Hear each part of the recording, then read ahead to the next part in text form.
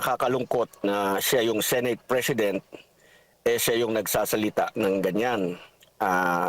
Wala pong respeto sa co-equal branch of government. Number two, it reflects his ignorance on the subject matter.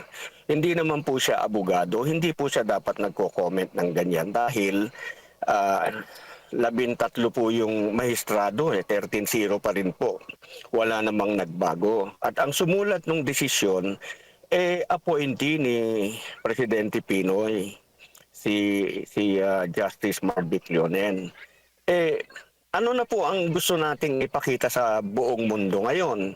Mga korap yung ating executive pagkatapos mga pulpul yung ating mga mahistrado. Hey, ano na pong klaseng bansa meron tayo pagka ganyan?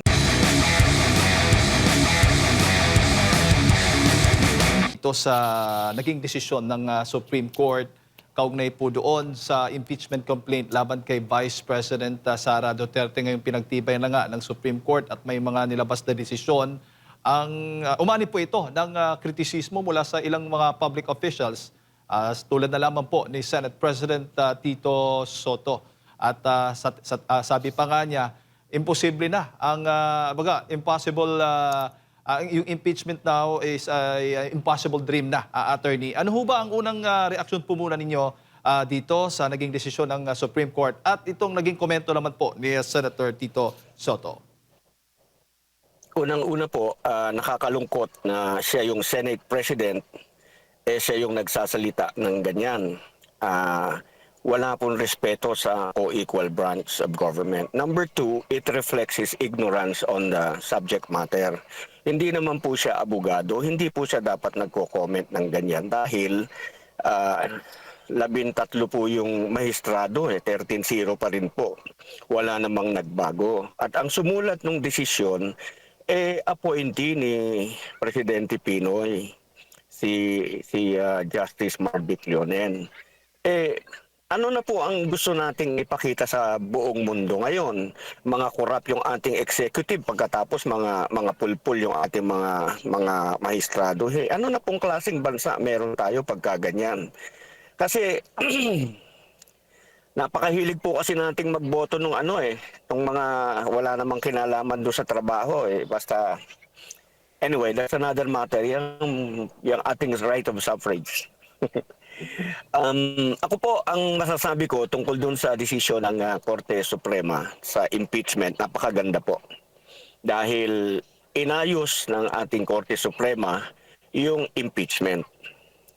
Iniladlad nila ang dapat na approach, inilahad nila kung ano dapat ang pananaw natin sa impeachment. Yung pong impeachment is the only legal remedy of the people para panagutin yung mga matataas na opisyal ng ating gobyerno. Matataas kasi presidente, kasi vice-presidente, mga miyembro ng Korte Suprema, mga miyembro ng Constitutional Commission like COMELEC, ng ombudsman, yan po 5 matataas na opisyal na yan, removable by impeachment. Para po sila panagutin kung sila ay nagkaroon ng pagmamalbis sa panahon ng kanilang panunungkulan. Yan. That is the only remedy. Ngayon, ang gusto po kasing mangyari ni Tito Soto at ng kanyang mga kaalyado, manatili doon sa dating patakaran na magulo, na hindi tama ang approach doon sa impeachment. Ano po? Yung impeachment po kasi nung araw, nakahugalian natin, tinitingnan natin yung 1-year bar rule. Kailangan mapatik-effect natin ito para defeat yung remedy, para ma-defeat yung purpose. Pag dinefeat po natin yung purpose, the only remedy of the people para mapanagot yung mga nagkasala, katulad ngayon, napakamalawakang malawakang nakawan. Hindi po maaaring walang managot dito na mataas na opisyal dahil hindi po mangyayari yung mga nangyari, lalong-lalo na yung ating Pangulo na pinakapuno ng ating ehekutibo, hindi magpapaliwanag paano nakalusot kayo yan. Marami pong ganong bagay. Kailangan ipaliwanag ng Pangulo, ganito kasi ang ginawa ko. Bahala na yung Senado, yung 24 na senador na humusga kung siya'y nagkamali o hindi. Ngayon, Ang sabi po ng Korte Suprema, itong impeachment is an effective constitutional tool for accountability. Remedyo lang po yan ng taong bayan. Dapat po yan, ang ending yan, guilty or not guilty. Hindi yung nakafocus tayo paano natin i-defeat, nandun tayo sa one-year bar rule. Nilinaw nga po ng Korte Suprema, sabi ng Korte Suprema, hindi lahat ng bagay magti-trigger nung one-year bar rule. For example, nung araw. Kaya sinasabi nilang pinahirap. Pinahirap po na panalbahe.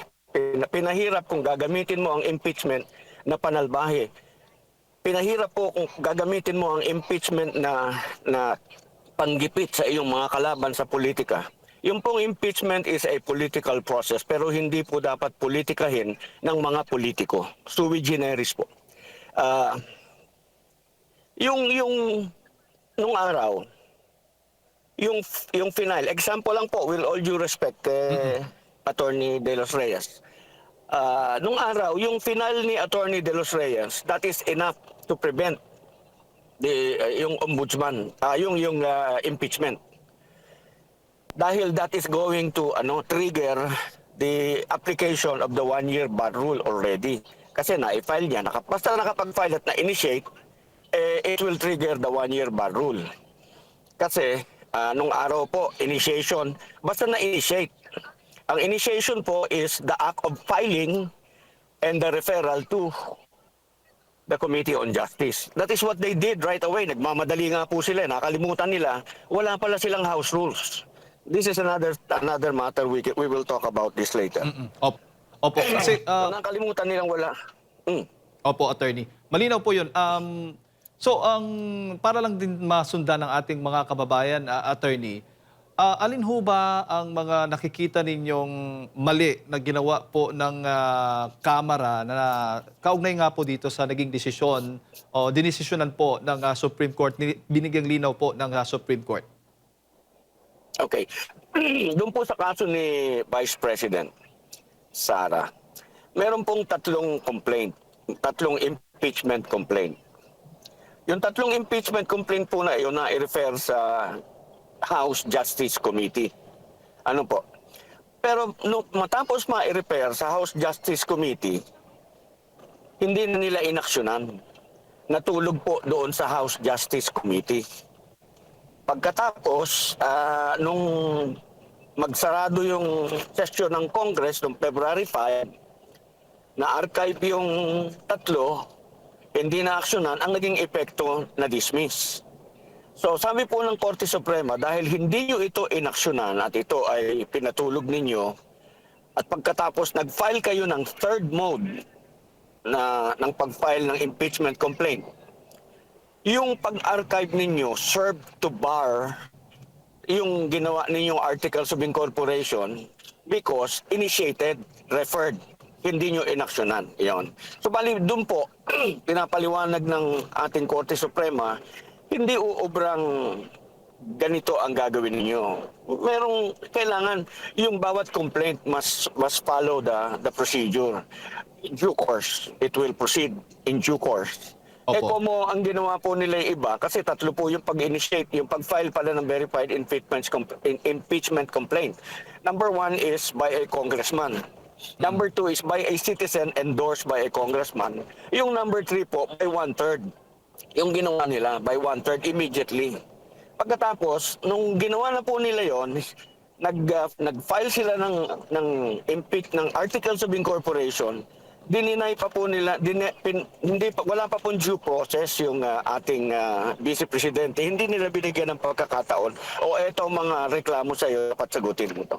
Yung due process po kasi applies sa lahat ng proceeding, pati po sa impeachment. Yung respondent must be given the opportunity to explain himself or herself. Wala po yun. So sabi ng Korte Suprema, because this is what you did, yung pag-archive niyo ng first 3 impeachment complaints served to bar this one. So kaya po, barred. Kaya nga po pinapaliwanag ng Korte Suprema dun sa kaso ng Duterte versus House of Representatives, yung mga instances na mag-a-apply ang one-year bar rule at mga instances na hindi mag-a-apply ang one-year bar rule. Sabi po ng Korte Suprema, we go by the spirit of the provision. Ang spirit nito is kailangan managot yung mapanagot kasi this is the only remedy of the people para mapa-account mo yung, para mapanagot mo yung mga matataas na opisyal ng gobyerno, hindi para i-defeat mo on technicality. Yun, ngayon, nagrereklamo po sila dahil mahihirapan sila, hindi nila magagawa yung gusto nilang gawin dahil ngayon po, hindi lamang sa kailangan yung reklamo, yung impeachment complaint, merong attachment, kailangan yung reklamong impeachment complaint, yung allegations mo doon at yung ebidensya mo is supportive of each other and can sustain a conviction. Hindi po yung moro-moro na papailan mo lamang, comply ka lang sa letter of the law and then you will defeat the remedy. Hindi po ganon, hindi ganon. Kaya yung mga nagsasabing hindi po tama yung sinasabi nila at sana po tigilan na nila yung panlilin lang sa taong bayan dahil hindi po kami papayag na sayang po yung kami sa United People's Initiative, ang amin pong pinaninindigan dito is respect, obey, and protect the Constitution, which is why we are very vocal. Pagka Constitution ng pag-uusapan, talaga pong paninindigan namin yan. Opo. Opo. Malinaw po yun, attorney. May violation sa one-year bar rule at saka yung due process. Yun yung mga sorry po. May violation po sa procedure. Yun May po. violation sa procedure, hindi po dun sa one-year bar rule. May violation sa procedure kaya nag-take effect yung one-year bar rule. Gusto ko lang pong ding paliwanag. Kasi sinasabi nila they have the sole authority to initiate and to try and decide impeachment cases. Ano po? Totoo po 'yon. The Congress has the sole power to initiate impeachment cases. The Senate to try and decide impeachment cases. Ibig pong sabihin, yung kaso ng presidente, impeachment kaso ng presidente, vice-presidente, yung limang matataas na opisyal, kanila yon. Pero yung proceeding po, ibang usapan po yon. Proceeding nakalahad sa Constitution, pagka po may pagmamalabis doon sa proceeding, pwede pong makialam ang Korte Suprema dahil nasa Constitution din po natin na pwede nilang pakialaman ang excesses ng any branch or instrumentality of the government.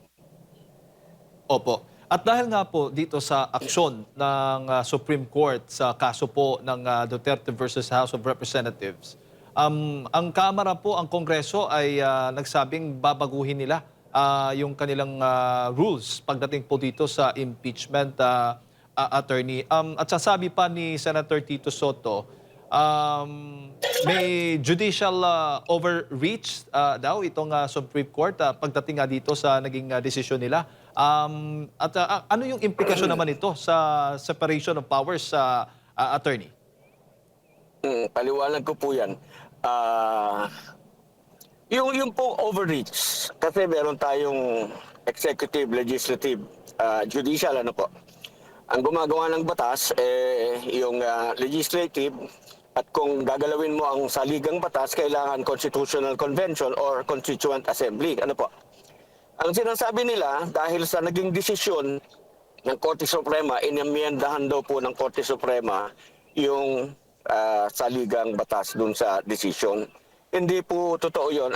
Ang nangyari lamang po talaga is ipinaliwanag ng Korte Suprema yung anong dapat, kung anong proseso na sundin para mapanagot yung dapat managot under the Constitution. Nilinaw po. Humirap po kung talagang sa tulad ng sinasabi ko kanina, nagbago na humirap kasi nung dati, mag-file ka lang kahit walang saysay, barred na. Defeated po yung remedy. Ngayon sabi ng Supreme Court, kung magpa-file ka ng 4-page verified impeachment complaint, walang attachment, that is not going to trigger the one-year bar rule. Hindi po ba mahirap para sa mga mananalbahi lamang kung ganyan ang gagawin? Kasi bago ka mag-file, dapat meron kang maraming ebidensya. Meron kang mali-malitang ebidensya na naka-attach sa iyong reklamo para patutuhanan mo yung mga lahat ng sinabi mo doon. Kasi nagsahad ka lang ng reklamo, wala ka namang ebidensya. It is not proof. Allegations are not proof. They are not evidence. They're just allegations. You need to prove them. So, wala pong size-sayon. Kaya sinabi ng Supreme Court, hindi pwede yung ganito. So inilahad niya na nila lahat, ganito, ganito, ganito. Yan. Yan ang dapat ninyong gawin para dumating sa dulo, pagdating sa Senado, di guilty or not guilty. Hindi po yung 1-year bar rule, doon tayo nakafocus. Nandun po tayo sa how to defeat the remedy. Ano po, yung overreach, sabihin ko lang po, si Congressman De Lima masyadong ma-overreach na overreach eh. Niloloko niya yung mga taong bayan. Hindi po totoo yan. Tinatanong ko nga po, bakit po Senator De Lima nung panahon ng kaso ni Senator Grace po, wala ka sinasabing overreach. Nun grabe ang overreach. Kasi dun sa kaso ni Grace po, binago nila ang ibig sabihin ng natural born citizen para lamang ma-accommodate nila si Grace po na makatakbong presidente nung time na yon. When actually, she is not anymore. Bibigay ko na sa kanya, I will assume that she was a natural born Filipino when she was found. Pero dahil siya naging Amerikano, pagbalik niya, reacquire niya ng Philippine citizenship, it did not restore her to the status of a natural born Filipino because under the Constitution, a natural born Filipino is one who is Filipino by birth and does not have to perform anything to perfect his or her Philippine citizenship. Opo. Attorney, malinaw Yeah. na for you, hindi na maaring, wala nang dapat baguhin sa House rules pagdating po dito sa impeachment process dahil ang ginawa lang ng Supreme Court ay binigyang linaw lang ang yung mga, yung kung ano ang nakalagay po sa ating konstitusyon?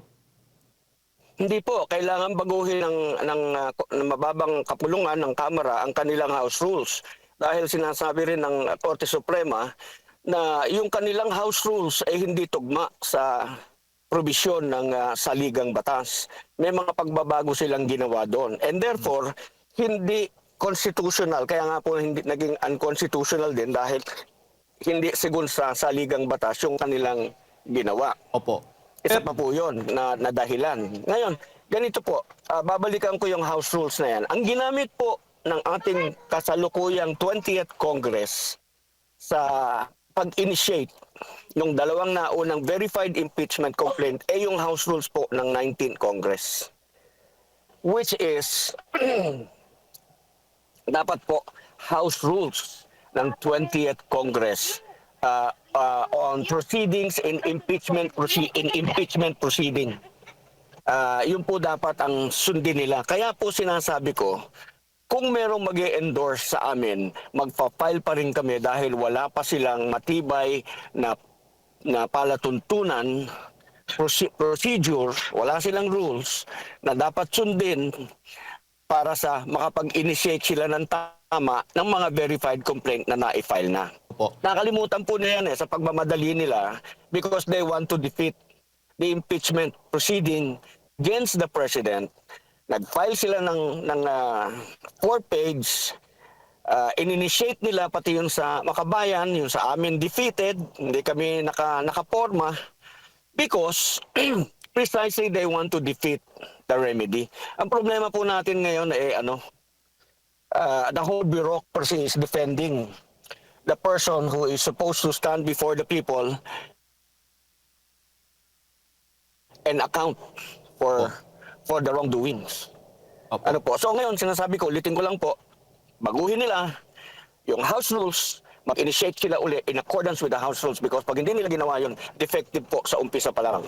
Opo. Attorney, bago ko lang ipasa kay partner Admar, ang pag binago ba ang House rules, ang ibig bang sabihin, dapat ding baguhin yung ating amyendahan, yung ating saligang batas?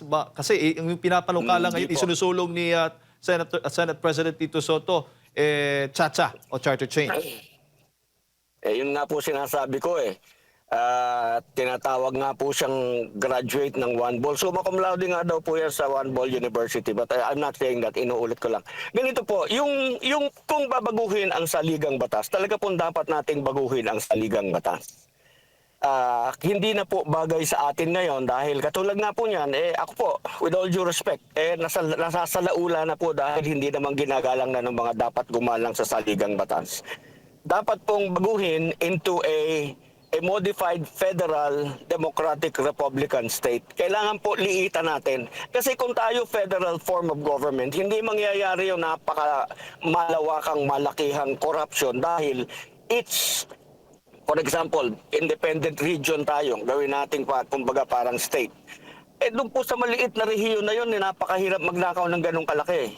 At saka napakahirap pong magnakaw dahil ang liit-liit ninyo, madaling magkasitahan, madaling magpa-account sa tao.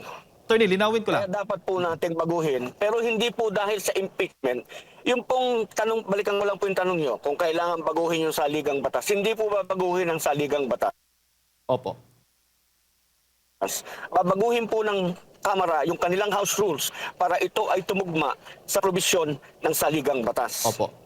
Ulitin ko lang, Attorney, ha? So, hindi po kayo sang-ayon sa sinasabi po ni Senate President Tito Soto na magtsatsa upang baguhin nga ang saligang batas, upang baguhin itong impeachment process? Nag-a-agree po ako na palitan ang saligang batas palitan po natin ang form of government, hindi yung impeachment lamang. Because yung impeachment po, wala pong problema sa impeachment. Ang problema po natin, yung politiko who are acting on their own. They are supposed to be representative of the people. Tignan po ninyo, yung aming impeachment complaint, hindi po ba dama ng mga congressman dito sa NCR na yung taong bayan dito sa NCR humihingi ng pananagutan sa Pangulo? Bakit walang ni isang may bayag sa kanila na mag-endorse ng aming impeachment complaint? Hindi po ba yung desisyon na lamang nila ng personal nila? Hindi na sa representante sila ng taong bayan. They're there precisely to represent the people. Opo. Attorney, magandang umaga po. Si Admar po ito. Parang ang nangyari po, dahil nga po hindi pumabor, hindi umaayon sa gusto ni Senate President Tito Soto, yung naging desisyon ng Supreme Court, parang nangyari, magtsatsa na lang tayo. Parang dahil sa, alam niyo na po, emosyon, kaya isusulong niya yung tsatsa dahil nga po doon. Meron po bang masamang epekto pag ganun lang po yung magiging pag-iisip ng ating mga mambabatas dahil nga parang hindi pumapabor sa kanya yung naging desisyon, lalo na ng Korte Suprema? Ang mali po, hindi pwedeng i-correct ng mas malaking pagkakamali. Ulitin ko po, yung provision natin sa impeachment, sa present constitution natin, wala pong problema. Ang may problema po, yung mga politikong katulad niya, na ayaw gumalang sa saligang batas, puro politiko na lamang po ang iniisip nila. Puro ano. Ang dapat pong gawin ni Senator Soto mag-resign as Senate President.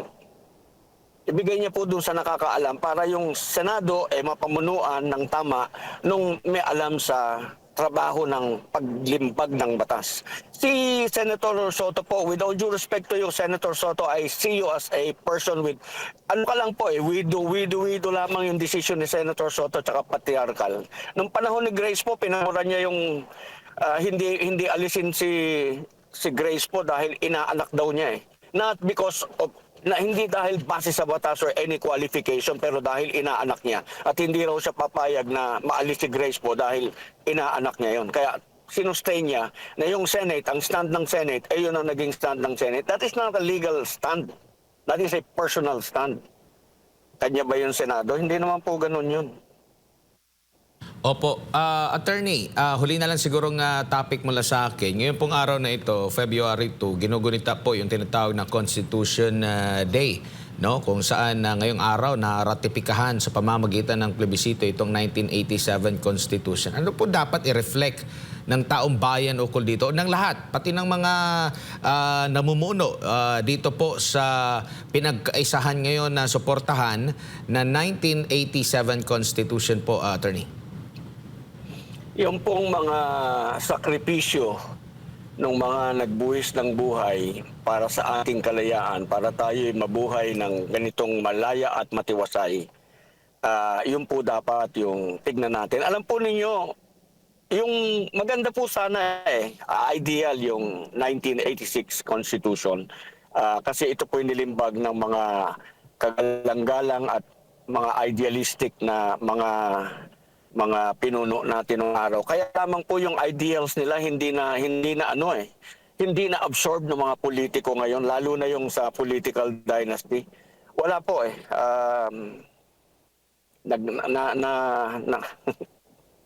Well, forgive me for saying nasa laula na po tayo masyado ng politiko. Kailangan po talaga merong malaking pagbabago. Kasama na dyan yung saligang batas. Opo. Attorney, siguro huling mensahe po ninyo at paalala muli sa ating mga kababayan na nanonood po sa mga oras na ito. Mga kababayan, maging mapanuri po kayo. Kayo po ang mag-decide kung sino sa mga nagsasalita ang nagsasabi ng totoo at kung sino yung pampersonal lamang nilang hangarin ang mapangyari nila. Yung pong Korte Suprema hindi namulitika sa pagkakataong ito. Nung panahon po ni Grace po, yes, namulitika ang Korte Suprema kaya nag-away-away sila doon. Mababasa nyo naman po yun sa desisyon ng Korte Suprema. Yung pong desisyon ng Korte Suprema sa Duterte versus House of Representatives, 13-0 po, hindi nagbago kahit na nagkaroon ng motion for reconsideration. Pinanindigan nila at naniniwala po ako na talagang tama sila dahil ang gusto mangyari ng Korte Suprema, itama natin ang exercise ng impeachment dahil ito lamang ang kaisa-isang legal na remedyo ng taong bayan para mapanagot ang mga matataas na opisyal ng ating bayan. Kung hindi po natin sila pagbibigyan ng legal na proseso, anong option po ba ang gusto natin? Gusto po ba natin yung the other option? Hindi naman po marapat na magkaganon tayo. Kailangan po sa legal na proseso, igalang po ng mga representante ng tao, yung kanilang mandato na nanggaling sa tao, hindi sa pera nila, para po tayo umayos.